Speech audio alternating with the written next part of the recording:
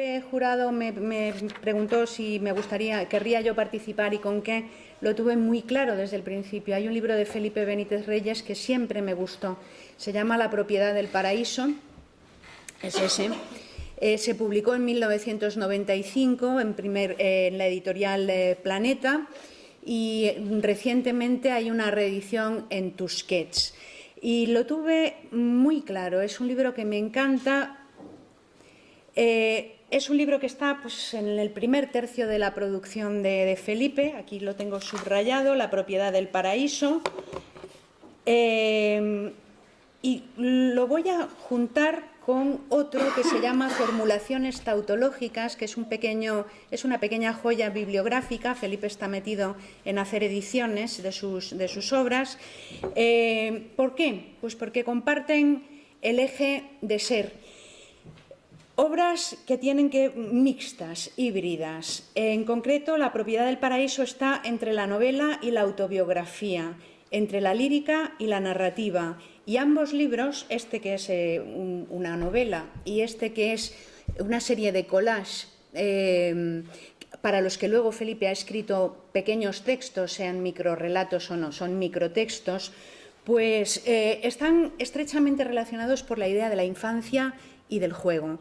De hecho, Felipe explica que este libro se lo sugirió Juan Bonilla, que él suele coleccionar, bueno, tiene libretas y dentro mete cosas y recorta papeles, colecciona revistas, y le dijo Juan Bonilla que por qué no hacía collage. Entonces se puso a hacerlo, pero es una costumbre antigua que tiene que ver con la infancia. Entonces, una novela sobre la infancia y una costumbre de recortar y de hacer collage que tiene que ver pues, con la propia infancia de Felipe y también con la vanguardia. De hecho, él habla de Max Ernst y de sus novelas gráficas y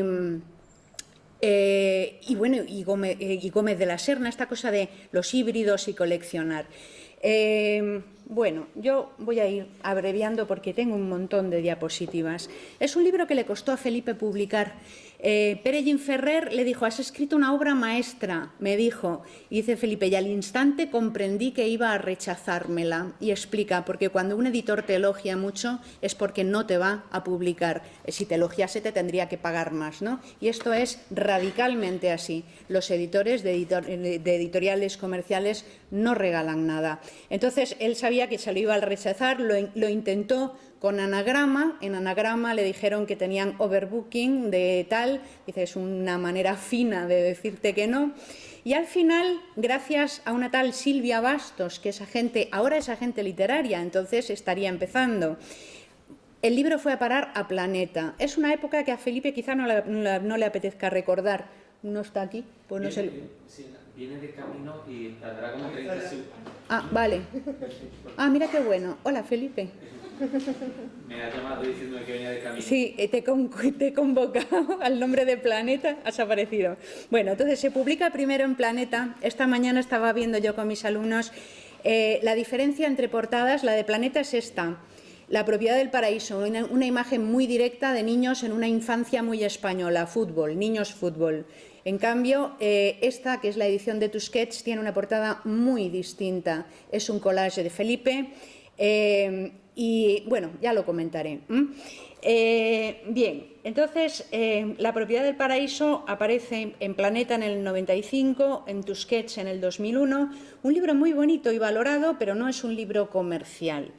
He puesto aquí la sinopsis que viene en la página web de la editorial Tusquets. Conformada por retazos de memoria, el narrador de esta novela va desgranando los momentos en los que gozó de la frágil propiedad del paraíso, los momentos de una infancia en apariencia inocente y dichosa, pero encarnada en el dolor y la incertidumbre.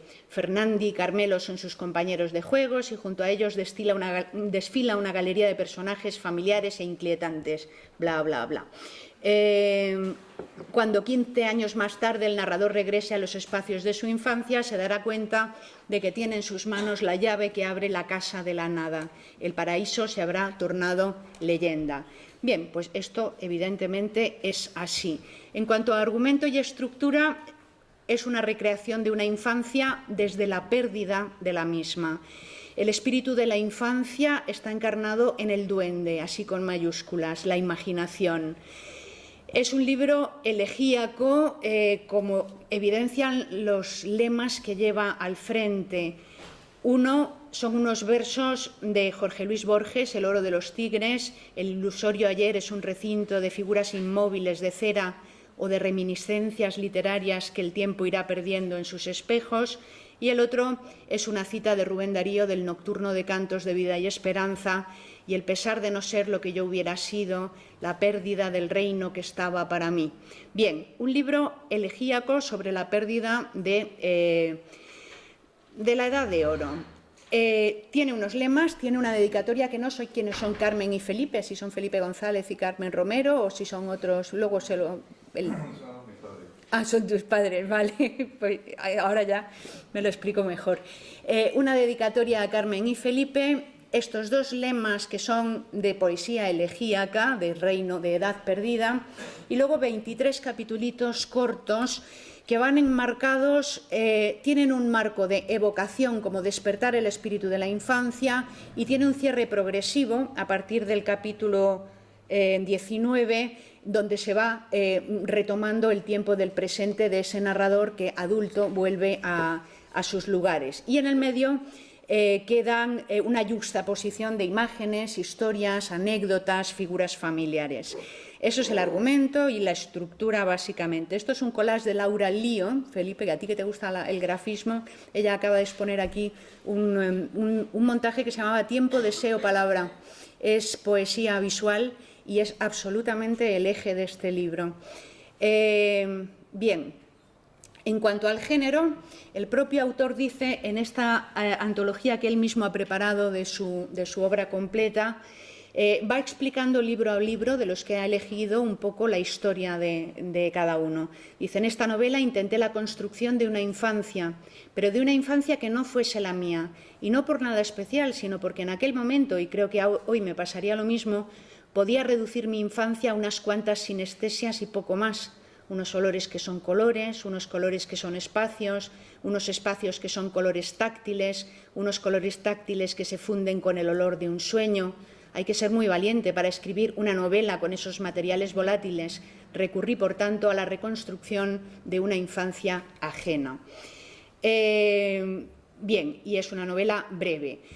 En cuanto al autobiografismo en su obra, en una entrevista, él contesta que él cree que todo y nada hay en su obra y que dice, el paso del tiempo no ha hecho que me conozca, el paso del tiempo lo que ha hecho es afantasmarme a mí mismo. Lo mío es modestamente autobiográfico en la medida también en que lo que no somos ni nunca seremos, y lo que imaginamos y lo que pensamos y las cosas sobre las que divagamos también son componentes de nuestra biografía. Es la idea básica de Rimbaud de je et un autre, yo es otro, ¿no? Entonces, en toda su obra hay un tronco común de imágenes que recurren, se transforman, pero no quiere decir que esté contando su vida. Bien, la propiedad del paraíso es una mezcla de lírica y narrativa. De lírica tiene el eje elegíaco, las emociones, las imágenes, las sinestesias. Para Felipe la poesía consiste en ordenar un poco mi memoria, lo esencial de esa memoria, su devenir emocional en unas imágenes que son símbolos. Este es el eje lírico, fragmentos, retazos del pasado. Y luego está el eje narrativo, que es lo inventado a base de lo que sea, el escritor sabrá, anécdotas suyas, anécdotas de otros, mezclas de anécdotas varias, leídas, vistas, películas, cine, todo cabe, ¿no? Y en ese eje narrativo, que va de lo sublime a lo ridículo, entra el humor. Felipe siempre ha dicho que él quiere hacer novelas entretenidas, exactamente igual que Pío Baroja. O sea, al lector no hay que machacarlo con un producto estupendo, sino que hay que embaucarlo y embarcarlo en una aventura. Y concibe la prosa, toda su prosa narrativa, está atravesada por ese tipo de humor que hemos visto aquí en otras sesiones, que es un humor cervantino, es un humor cordial, es un humor chestertoniano. Un humor que además hace de puente eso, entre lo sublime y lo ridículo. Y considera que en sus novelas son como un teatrillo de títeres. Esta es una idea absolutamente machadiana, esto de estar ante figuras de un titerero de teatro.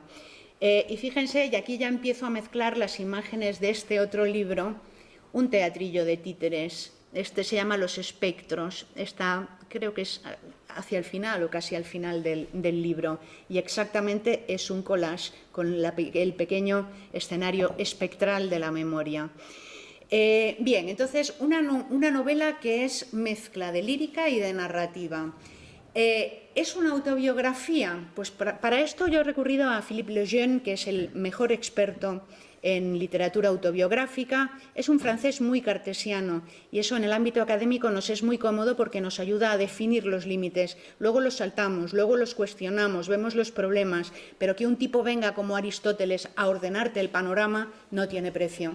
Y dice Philippe Lejeune, una autobiografía es un relato retrospectivo en prosa que una persona real hace de su propia existencia poniendo énfasis en su vida individual y en particular en la historia de su personalidad. Y luego desglosa.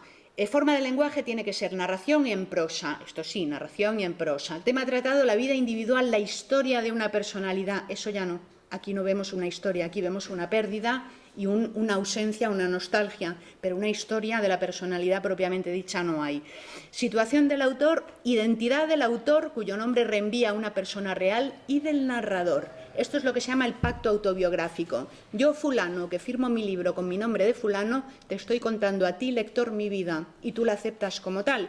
Estos son las convenciones literarias. Y esto no sucede así. En esta novela habla un yo, claro que sí, y se produce esa ilusión de autobiografía, pero el personaje se nos va a revelar como un tal Willy. Y yo no sé de dónde sale Willy, pero Willy desde luego no es Felipe Benítez Reyes. Entonces no es una autobiografía por mucha ilusión de realidad que produzca. Y en cuanto a la posición del narrador, identidad del narrador y del personaje principal, sí, el yo que cuenta es autobiográfico, y la perspectiva retrospectiva de la narración también. Un yo mayor evoca el espíritu de la infancia y las escenas y luego vuelve a su presente contando cómo aquello se desvaneció. Bien, entonces esto no es una autobiografía, esto es una novela, que es lo que siempre ha dicho el autor. Pero hay lectores de todo tipo, porque igual que un escritor tiene sus fantasmas, los críticos tenemos nuestros fantasmas.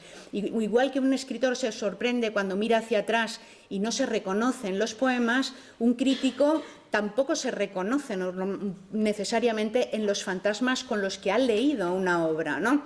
Bien, entonces a este respecto, por ejemplo, encuentro un libro de Virgilio Tortosa que se llama Escrituras ensimismadas, la autobiografía literaria en la democracia española, donde pone a parir a los poetas de la experiencia, porque dice que el sujeto poético de esta poesía, siempre abúlico y melancólico, se constituye en plenitud absoluta, una unidad inquebrantable aun a pensar del recuerdo y los pequeños atisbos. Bueno, en definitiva viene a decir que estos son unos niñatos burgueses acomodados que están haciendo memorias que no interesan a nadie y que no reflejan el panorama social. Esto es lo que dice este hombre. Bueno, ¿este hombre de dónde viene? Este hombre viene de la afinidad dentro de la guerra literaria, el colectivo Alicia Bajo Cero, que hoy en día está, digamos, atemperado, como todo el mundo con la edad está muy atemperado, pero hubo una guerra literaria muy violenta en los años 80 y 90. Una guerra, ¿por qué? Poesía y poder, por el espacio, porque el mundo de la literatura es la selva, como lo es la vida, es el mundo del nicho ecológico, y donde estás tú no quepo yo, y viceversa. Entonces, bueno, pues esta es una lectura pervertida, porque se niega a aceptar lo que dicen todos estos escritores, que ellos hablan desde la ficción, luego no establecen un pacto autobiográfico, sino todo lo contrario, el pacto de la ficción, que es una idea que viene de Coleridge, del romántico Coleridge, que habla de ese pacto que se establece entre autor y lector, que consiste en la voluntaria suspensión del descreimiento. Es decir, yo si me gusta lo que me estás contando, me meto en ello y en ese momento es como en un juego, anulo las leyes de la realidad y me meto en tu juego. Y además hago efecto de espejo y me reconozco en lo que me cuentas, aunque no tenga nada que ver conmigo, y te lo atribuyo a ti como si fueras un alter ego que está escribiendo para mí. Bien, eso lo decía Coleridge, eso lo retomaba Eliot, esto lo retomó Langbaum en su ensayo sobre la poesía de la experiencia, esta idea la defendió Jaime Gil de Viedma, y esta idea de Jaime Gil de Viedma, que Gil de Viedma ve en Cernuda, en la poesía de Cernuda, con esos personajes que son una mezcla de poesía y drama, un yo ficticio que pone en pie un drama humano, ¿no? Pues esta idea que, ya digo, Gil de Viedma ve en Cernuda y aplica a su propia poesía, luego se trasvasa de la generación del medio siglo a los novísimos, y de los novísimos también los poetas del 80 reciben este mismo legado, ¿no? Bien, entonces no hay un pacto autobiográfico en absoluto, hay, como en toda la obra del autor, salvo que diga lo contrario, un pacto de la ficción. Rige la lógica del juego, que es una magia provisional, y realmente estos son palabras claves de su obra. La magia, la chistera, el duende son emblemas, y el paraíso son absolutamente palabras recurrentes. Bueno, ¿quién es Willy Guillermo? No tengo ni idea de quién es Willy Guillermo, aparte de una proyección ficticia de Felipe Benítez Reyes. Me acuerdo de Guillermo el Travieso, no tengo ni idea de si esto es así. Bueno, que son un personaje, es un poco, fueron unas novelas muy populares en España, escritos por una escritora británica, hija de un párroco. A Felipe Benítez Reyes le pegaría ser hijo de un párroco inglés anglicano de rectoría, mucho.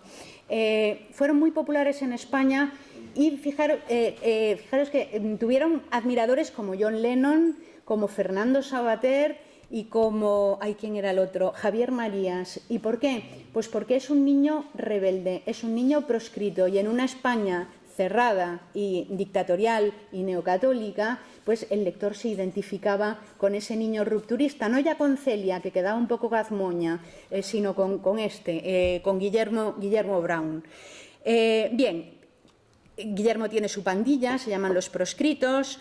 En la novela de Felipe también hay una pandilla, Willy, Fernandi y Carmelo, y enseguida uno piensa un niño en una pandilla en la infancia, eso es Peter Pan con los niños perdidos, y en vez de la hada campanilla pues tenemos aquí el duende.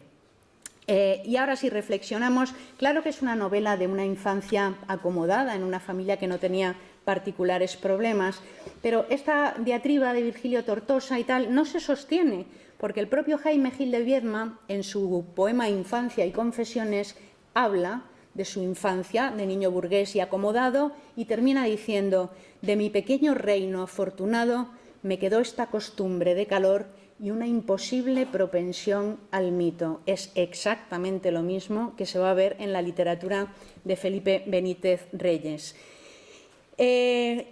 Bueno, ahora ya entramos en la novela en sí. Genio y figura del duende. Voy a leer un trocillo del comienzo de esta novela, del primer capítulo. Dice: yo creí durante varios años en el duende, y aquella superstición tenía desde luego sus ventajas, porque las zonas fraudulentas y oscuras de la realidad las despachaba por vía aladinesca. Si sufría pesadillas con vampiros, que con su autoritaria palidez tenían la mala costumbre de plantarse ante mí envueltos en sus capas de satén fúnebre, o con mandarinas tarumbas que me mandaban degollar por un quítame allá esas perlas robadas o esa alfombra voladora, si suspendía un examen, si veía bultos escurridizos por la tenebrura de los pasillos, o si pasaba, en fin, algo de condición poco razonable o un tanto abracadabresca, lo achacaba yo al duende, como si el duende fuese una especie de pantocrátor burlón que se ocupara de diablear por el mundo con el ánimo de un saltimbanqui.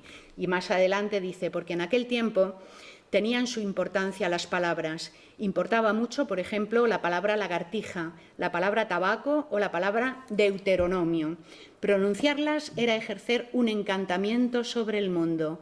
En el muro del patio hay una lagartija. Tenemos que comprar tabaco, o te va a tocar leer el Deuteronomio. Pronunciar algunas palabras, esas y otras muchas como rifle, cartapacio o campamento, como bengala, capitán o caballería, era tener el mundo en los labios, como una pastilla o un caramelo. Luego dirá Fernando Quiñones, cuando era pequeño las palabras me sabían a caramelo, pero esto lo dice Quiñones después, puede haberlo tomado de Felipe.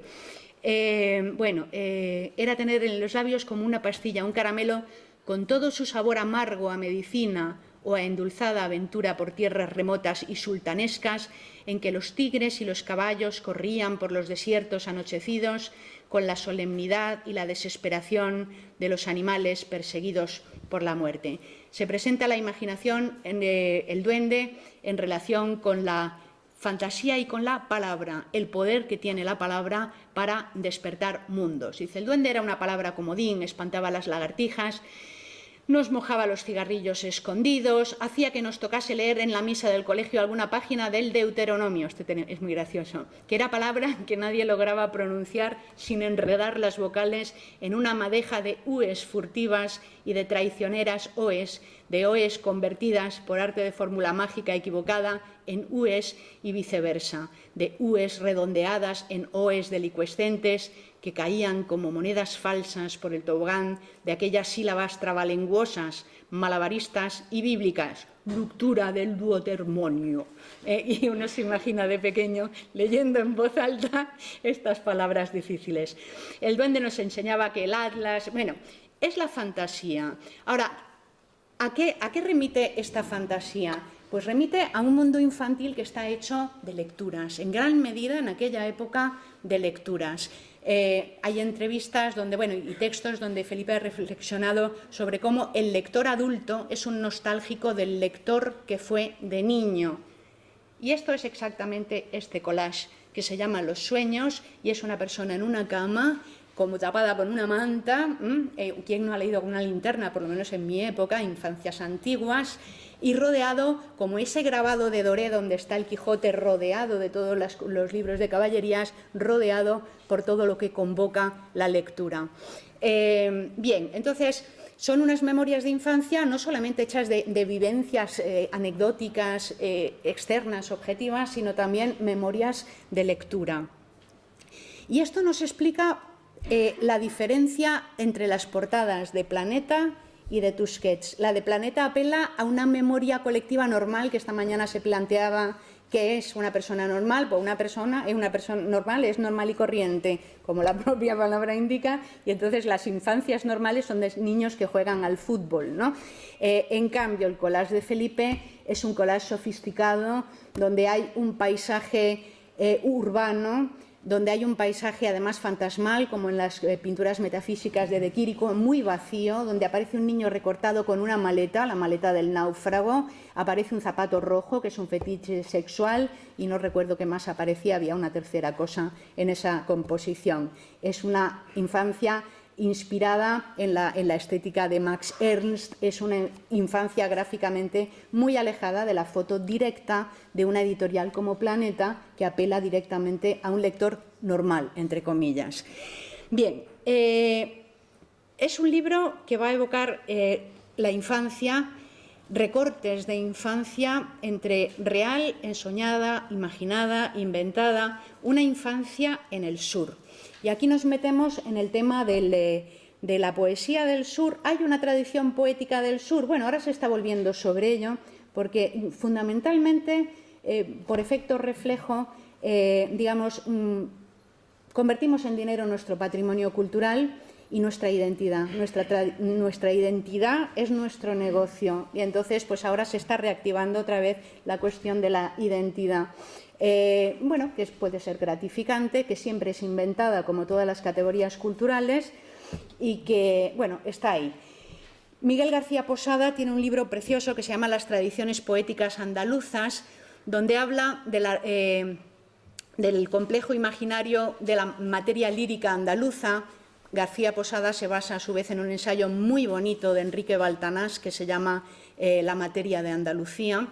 y habla de una materia lírica andaluza con las siguientes características: raíz beckeriana y después cernudiana, el mito del sur paradisíaco, los extremos sentimentales de alegría y dolor y una línea intensamente elegíaca, un tema muy andaluz es el de las ruinas, el tradicionalismo poético y o la intensa conciencia de inserción en una tradición siempre una y doble, tanto culta como popular, tanto esencialista como barroca, y las conexiones con la maurofilia y el gitanismo. Y con esto hace un seguido que va de Bécquer hasta Antonio Carvajal dentro de la generación del 68, pero hasta aquí es donde ha llegado Miguel García Posada. A partir de aquí sí hay autores anteriores que él no ha recogido y hay autores más jóvenes que siguen en esto. Si vamos a ver la propiedad del paraíso, ¿dónde transcurre? Es un pueblo que no tiene nombre. El autor ha querido despojar el paraíso de localismos casticistas, exactamente igual que Cernuda cuando habla del sur. Un pueblo del sur sin nombre que es una utopía, es un lugar que ya no existe, es Neverland, es el país de nunca jamás. El tiempo es un illud tempus sin conciencia histórica. El sujeto hablante como niño no tiene conciencia de lo que pasa alrededor. Hay gente amenazadora, gente con historias turbias de la guerra y tal, pero los niños no se enteran de lo que pasa alrededor, ni se enteran ni les interesa.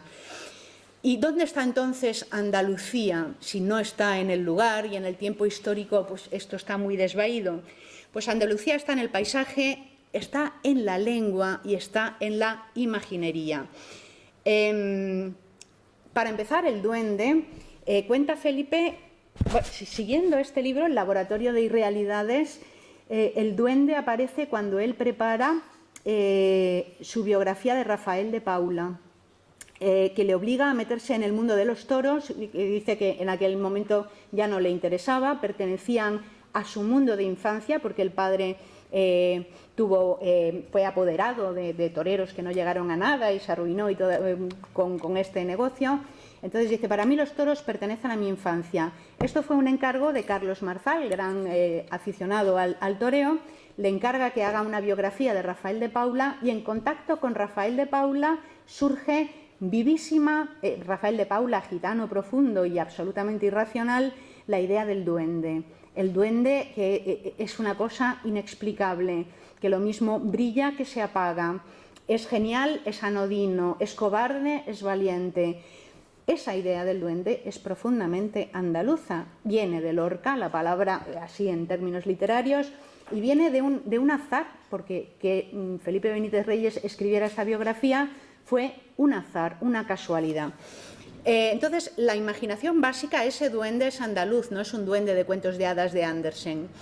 La lengua de Felipe está salpicada de términos coloquiales, el lenguaje bajo andaluz está lleno, es muy fluido y muy coloquial, pero también tiene palabras específicas. Hay un diccionario estupendo de Manuel Alvar Ezquerra que se llama El tesoro léxico de las hablas andaluzas, y ahí vemos que palabras que son absolutamente felipescas, como tarumba, majarón, zapatiesta, son andalucismos.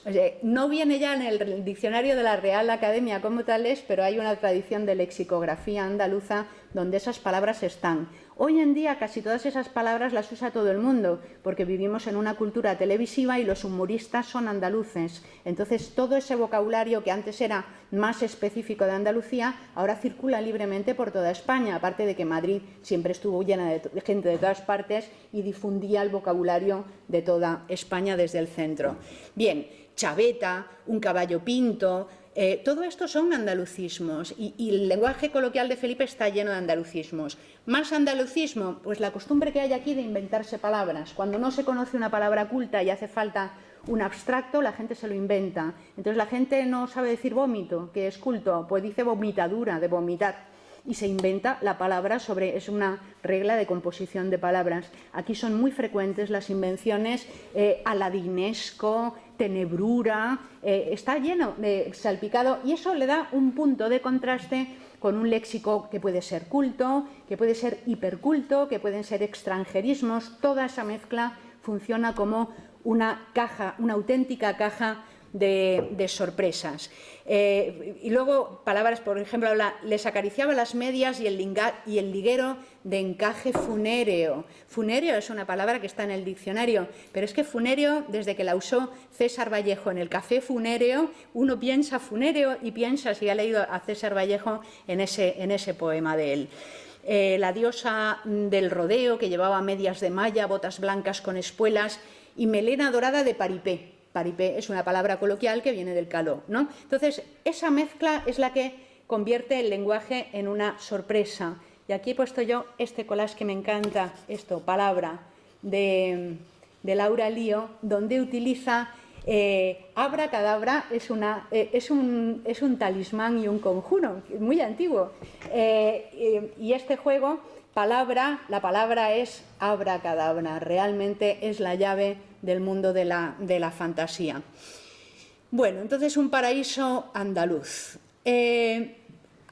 Cuando uno pasa de los capítulos donde se introduce la imaginación, el viaje, la lectura, empiezan ya a aparecer los motivos que todo lector de Felipe Benítez Reyes conoce, los héroes y los cómics.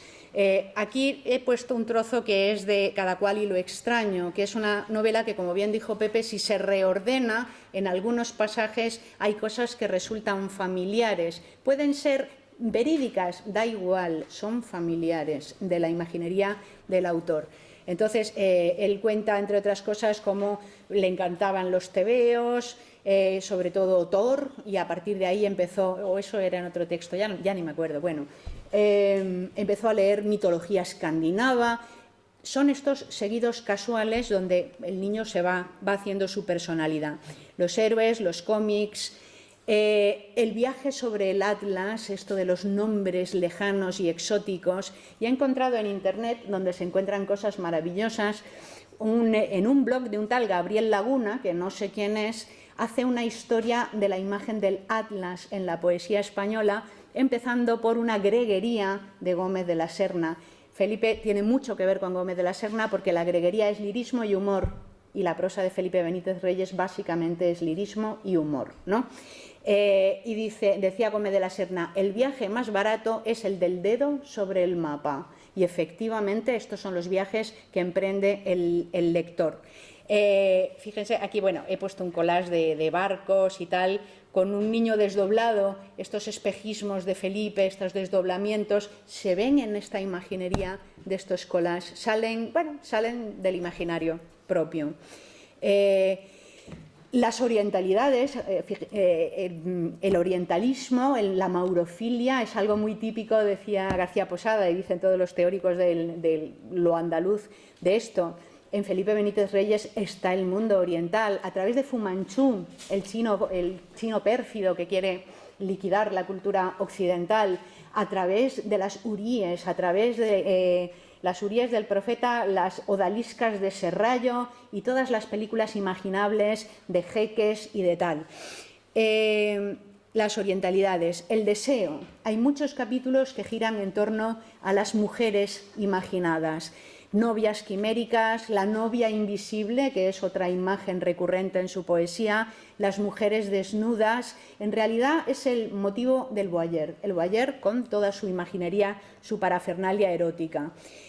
Hay una cosa, en un capitulito que se llama Las novias quiméricas, que realmente puede tener su explicación en el último libro de tal. Bueno, dice, nunca supimos a ciencia cierta, esto es de La propiedad del paraíso, de dónde salió aquel pequeño simulacro de cámara fotográfica que dejaba ver a contraluz, como por mecánica de hechicería, imágenes sucesivas en blanco y negro de mujeres desnudas o a medio vestir, con cara de antiguallas y aura de difuntas. Fíjense que los collages que hace Felipe son deliberadamente anticuados, arcaicos, igual que esta imaginería que eran mujeres, en fin, era pornografía de los años 20. Las mujeres eran 6. Una de ellas estaba recostada sobre unos cojines de la morería y se rascaba un pie. Al fondo había un diván con traza de trasto del oriente y una mesa de taracea con forma de fachada de mezquita o de algo por el estilo.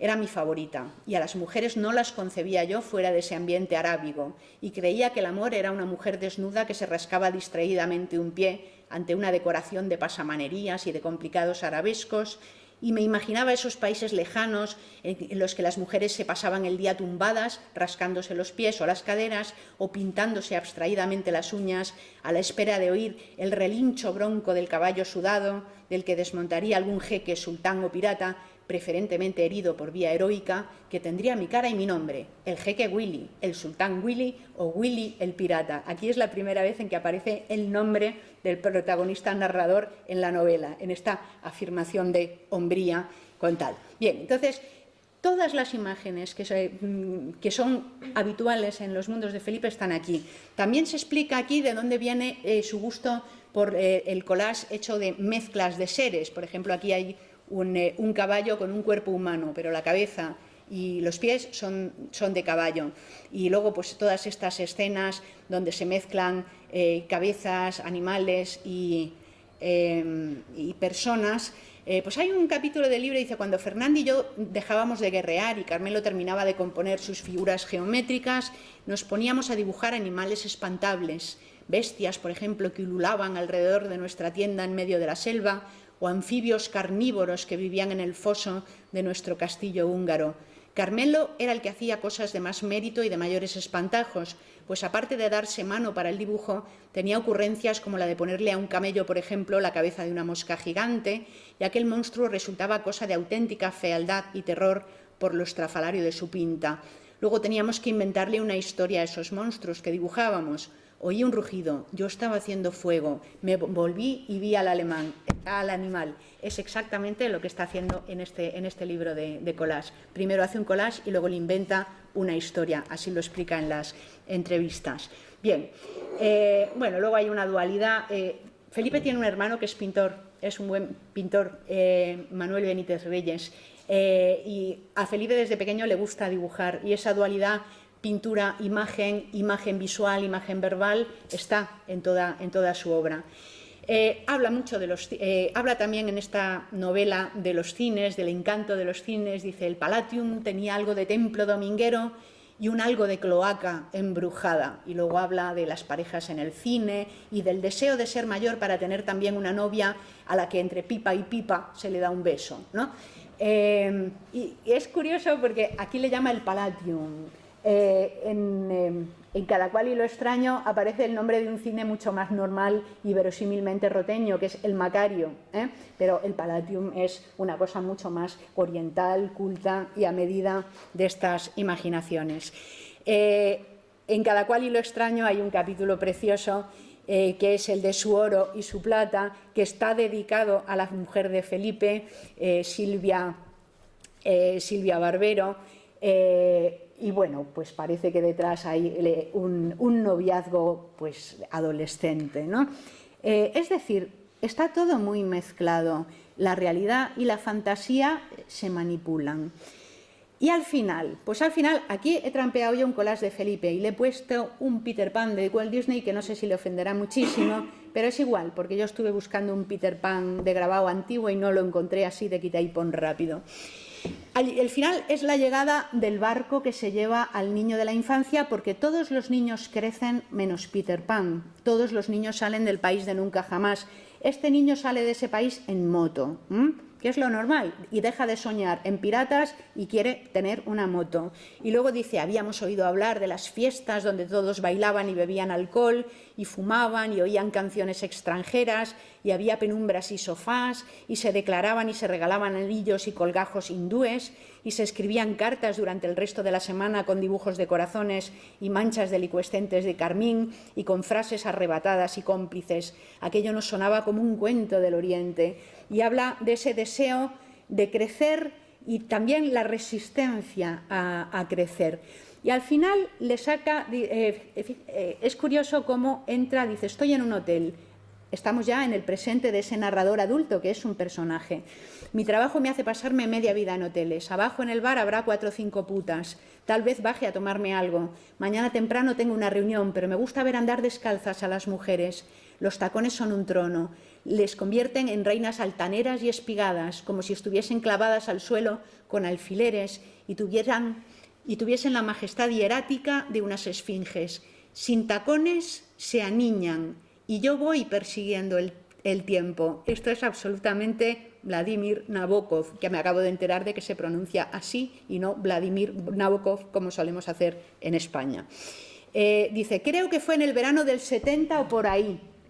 Hemos aterrizado en el tiempo histórico. El niño está en el Illud Tempus, no tiene coordenadas históricas porque la infancia verdadera es así. Estábamos jugando ella y yo, fuimos al patinillo, la abracé y le di un beso, ella salió corriendo con su muñeca bajo el brazo. Esto es un poco como el beso de la Bella Durmiente, es que es gracioso cómo recurre una figuración familiar, muy familiar.